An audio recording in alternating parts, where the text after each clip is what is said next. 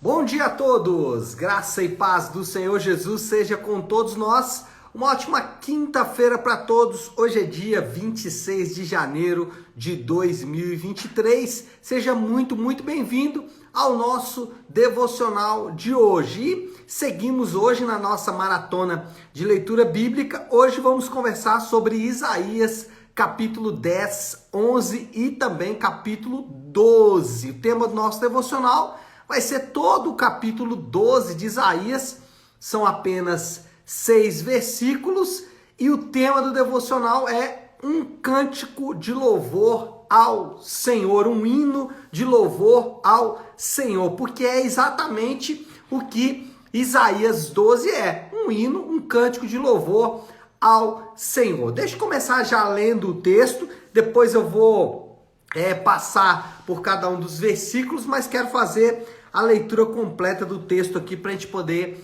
começar a conversar. Diz assim, Isaías 12, 1.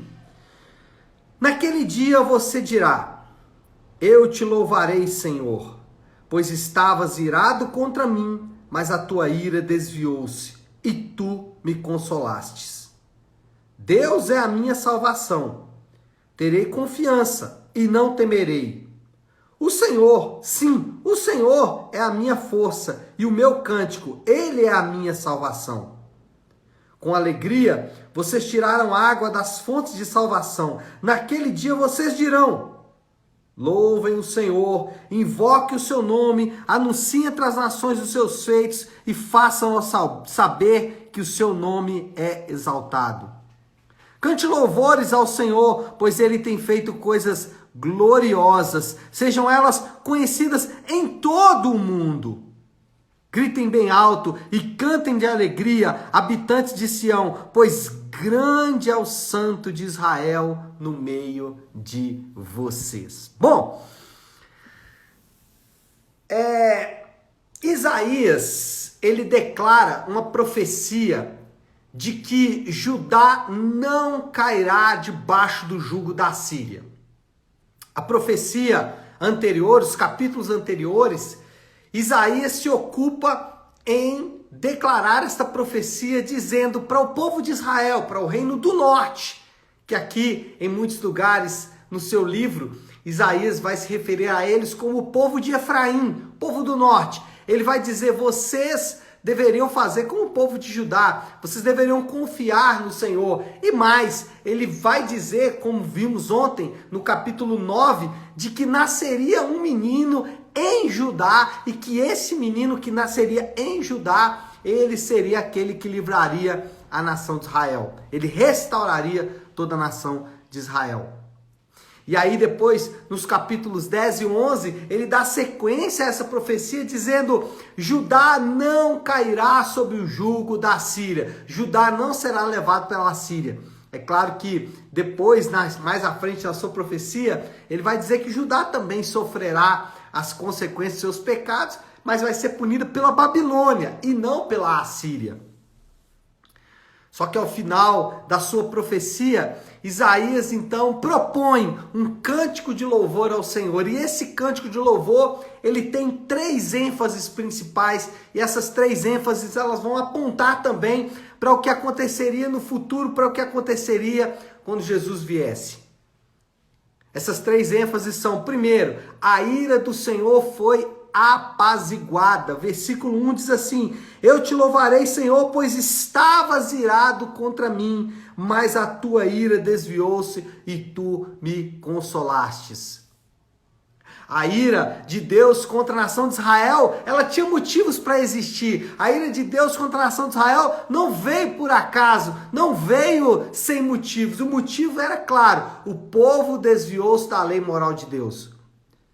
Em outros lugares da profecia e em outros profetas também, essa ira do Senhor ela é motivada, por exemplo, porque os sacerdotes, eles já não faziam o seu trabalho, porque os juízes eram desonestos e porque os governantes eram corruptos. E aí toda a nação se corrompeu, então a ira de Deus veio sobre ele. Porém, agora Isaías, declarando esse cântico de louvor, diz: a ira do Senhor se apaziguou. E nós sabemos que na cruz, Jesus aplacou a ira de Deus. Na cruz, Jesus tornou a ira de Deus satisfeita. Toda a ira de Deus foi apaziguada em Jesus na cruz do Calvário. Por isso que a salvação, ela passa por, primeiro, reconhecer a ira de Deus e deixar o que motivou a ira. Por isso que a salvação, ela começa com arrependimento. O arrependimento é: eu reconheço que Deus está irado e eu reconheço que a ira de Deus é motivada pelos meus pecados. Então eu preciso deixar esses pecados, deixar o motivo da ira. Por isso que qualquer pregação do evangelho que não leve os pecadores a reconhecer a ira de Deus é um evangelho manco, é um evangelho sem sentido. Porque na cruz a ira de Deus foi aplacada. E por que Deus estava irado? Ele estava irado por causa dos nossos pecados. E reconhecer esses pecados e deixar esses pecados é parte fundamental da salvação em Cristo Jesus. Por isso também que a salvação passa por confiar em Jesus como aquele que apaziguou a ira de Deus.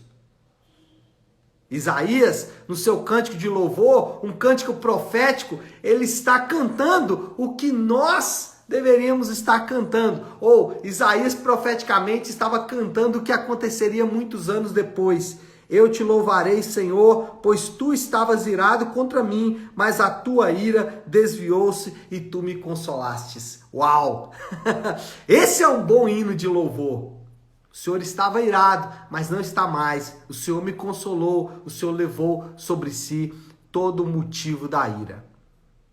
Segundo tópico do hino de louvor de Isaías é que a salvação vem do Senhor. E é o que ele vai falar nos versículos 2 e 3. Ele vai dizer o seguinte: Deus é a minha salvação, terei confiança e não temerei. O Senhor, sim, o Senhor é a força e o meu cântico. Ele é a minha salvação. Ele repete, né? Deus é a minha salvação. Versículo 3. Com alegria vocês tirarão águas da fonte de salvação. É interessante que várias vezes Jesus se refere a ele mesmo e a sua obra como a obra do derramar da água de Deus. Por exemplo, lá em João capítulo 7, ele fala que vai saciar a nossa sede. E, obviamente, ele está lembrando aqui das palavras de Isaías quando disse que a salvação é como beber nas fontes de Deus. Mas o que Isaías está convocando o povo aqui é a celebrar a vitória que foi o Senhor que deu. O que Isaías está dizendo aqui é: venham, vamos celebrar a salvação que veio do Senhor. Vamos celebrar a grande vitória que veio do Senhor. O Novo Testamento, ele ensina que a salvação de ponta a ponta vem do Senhor. O Novo Testamento ensina que desde a eleição até ao caminho de salvação do crente, a escolha, tudo mais passa pelo Senhor. O Senhor nos escolheu antes da fundação do mundo, Efésios vai dizer isso, e nos destinou, nos deu um propósito que é o propósito da salvação. Então, o Novo Testamento vai ensinar que a salvação de ponta a ponta vem do Senhor, e é exatamente isso que Isaías está dizendo aqui. Isaías está chamando o povo a adorar, por quê? Porque a salvação vem do Senhor. E é interessante porque salvação na Bíblia, ela é um termo amplo, é um termo que engloba muita coisa. Salvação na Bíblia envolve ser salvo do pecado. Alguém certa vez disse: somos salvos do diabo. Não, o diabo, ele é um instrumento, ele é um servo. Ele trabalha para o seu grande chefe, que é o pecado. Pecado sim nos colocou debaixo de jugo, pecado sim nos colocou em prisão. E quando a Bíblia fala de salvação, a Bíblia está dizendo: olha, vocês são salvos do pecado e dos efeitos do pecado. Então, o pecado, ele traz consigo os seus ajudadores, Satanás e seus demônios, as doenças, as enfermidades. A Bíblia diz que a morte vem através do pecado, e essa morte é separação. Essa separação é uma separação, primeiro, espiritual, ou seja, somos separados de Deus. Também é uma separação cósmica, porque somos separados da criação de Deus. O homem está em constante guerra contra a natureza. Somos separados socialmente, ou seja, somos separados uns dos outros, por isso as relações são tão difíceis. E somos separados psicologicamente, emocionalmente, ou seja, somos separados de nós mesmos. A ideia é de que o pecado afeta o homem em toda sua amplitude. E a salvação envolve ser livre dos efeitos do pecado. Por último, o cântico de louvor termina dizendo que as nações devem ser notificadas do que o Senhor fez.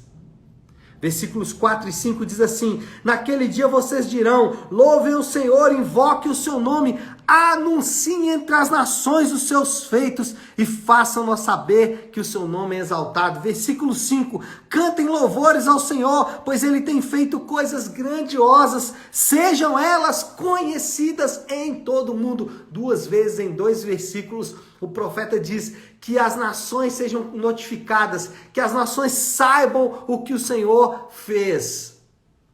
O profeta, ele convoca o povo a espalhar a notícia. O profeta convoca o povo a dizer para todas as nações o que aconteceu. Jesus, ele comissionou a sua igreja a espalhar a boa notícia da salvação. Mateus 28:19 diz: ide por todo o mundo, pregai o evangelho a toda criatura, ensinando-os a guardar, fazendo discípulos. Atos 1:8, Jesus diz: mas recebereis poder ao descer sobre vós o Espírito Santo e sereis minhas testemunhas. Ou seja, o próprio Senhor Jesus nos comissiona a espalhar essa boa notícia. Nós, como crentes, somos prova viva, somos prova definitiva do que aconteceu no Calvário. No Calvário, a ira de Deus foi aplacada, os pecados foram perdoados e grande salvação veio do Senhor. E nós somos chamados a espalhar essa boa notícia por toda a terra. O hino de louvor do profeta nos invoca isso, nos chama a espalhar essa boa notícia por toda a terra.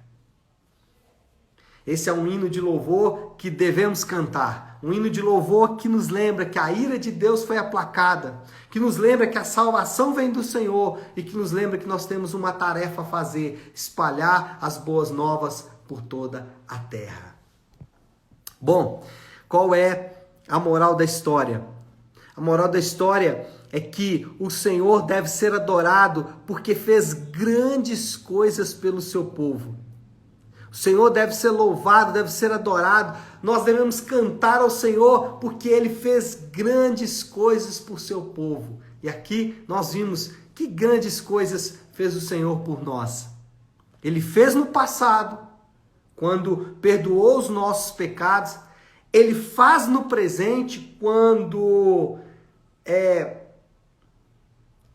anula os efeitos do pecado em nossa vida, e Ele fará no futuro quando de fato seremos livres completamente dos efeitos do pecado.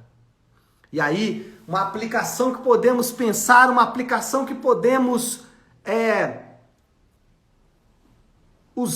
utilizar nesse dia, uma aplicação para esse devocional de hoje seria: somos salvos para ser trombetas de Deus na terra. Somos salvos para servir de instrumento que vai ser tocado, que vai ser manuseado para que a grande salvação de Deus seja espalhada por toda a terra.